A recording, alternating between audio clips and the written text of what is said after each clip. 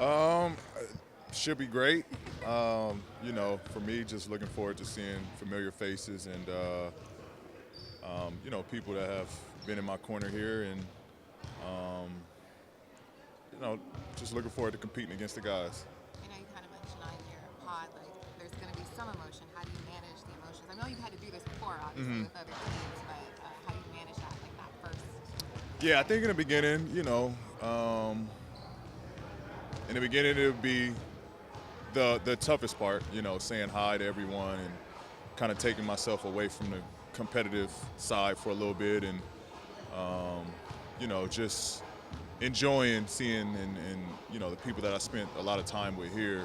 But then after that, man, it's roll the ball, roll the ball out, throw the ball up in the air, and it's go time, and you kind of just forget about it and you focus on what the now is and the present is, and that's being a Philadelphia 76er and trying to go win a game. What's I guess like the biggest lesson you could take from like your debut the other night, like as you move forward with the new team and everything? It was just great to get my feet wet. I think a lot I took away from is just getting rhythm, timing back, touch back, and just learning how to play on the floor with those guys, and taking care of the ball.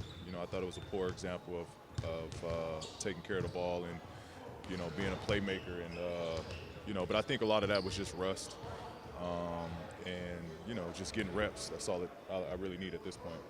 I guess like what's kind of like I guess the biggest challenge when it comes to that? I mean, obviously that was your first game. They've already played a couple of games without you. I mean, like what's the biggest challenge now in the middle of a season to try and get you up to speed and everything?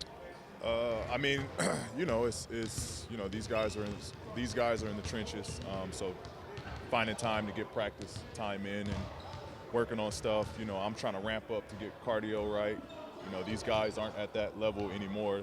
They're getting their load from playing games and the intensity from that. So, it was kind of just getting me sped up and getting me up to par while these guys are competing hard every night. So I think that was the biggest challenge. So with that, you're not really getting, much time to get together before going into games. I mean, I'm trying to learn how to play with these guys through games. What's the biggest thing that stands out about you with your tenure with the Clippers? You're coming back outside looking in. I mean, what's your biggest memory and the biggest thing that stood out for you? I mean, I think, it got kind of misconstrued, or narrative kind of wasn't written correctly with the relationship with Lawrence, the relationship with Steve Ballmer. I mean, they were awesome the whole time I was here. Kind of the reason why it was such a shocking, decision how it played out at the end. But they were awesome. They were awesome my time here. I think that was kind of refreshing to be alongside and have a partnership like that with a front office. And so I think that was probably the highlight, I think, of the whole situation, of just how great they were with my tenure here. To what extent do you have what ifs in the last 5 years with them? Huh? To what extent do you have what ifs in your time with the Clippers, just given all the unfortunate Yeah, I mean, none other than if we all were healthy. Yeah. That's the only what ifs we had, if we all could have stayed healthy. Can you draw your returns to Indiana, your return to Oklahoma City? Can you take anything from those experiences and kind of apply it to tonight, just in terms of how you approach the game? Yeah, I mean, I think from my experience, I've seen both sides. I've been on the bad side of being booed, and I've been on the celebrated side of being cheered. Oklahoma is always a great return. Indiana is always an intense return. And so I think I know, regardless of what the return will be tonight, I have something I can pull from being in both of those experiences.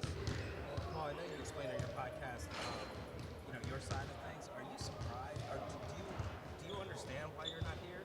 Like, did you Do I understand? Yeah. I mean, I understand. I get when, and it's, again, I think people don't realize business is business. They made business decision that works for the organization, and that's fine. I made a business decision that worked for myself and my family, and so there's no love lost. I still appreciate and love those guys, but it's part of the business. I don't take no ill will from it. Paul, I wonder during that Last time, couple questions. do you have any sense of whether or not Kawhi used his voice in regards to your situation? I don't know if you guys were in touch. I don't know if he interjected or if he just kind of let you handle your business. What did that part look like? I can't speak on that because I don't know what goes on behind closed doors, so I can't really speak on that. I know Kawhi and I enjoyed our time here together. We kind of dealt with our situation separately, with both of us having the impression we're both staying here. But I don't know what goes on behind closed doors. Did y'all ever connect after? Yeah, absolutely. That's still my guy. I still talk to him. I still, that's still, one of the closest people I am with in this NBA, in this league. So we still talk. We still, hang out. We still, nothing's changed. Our families are close. There's nothing changed outside of that.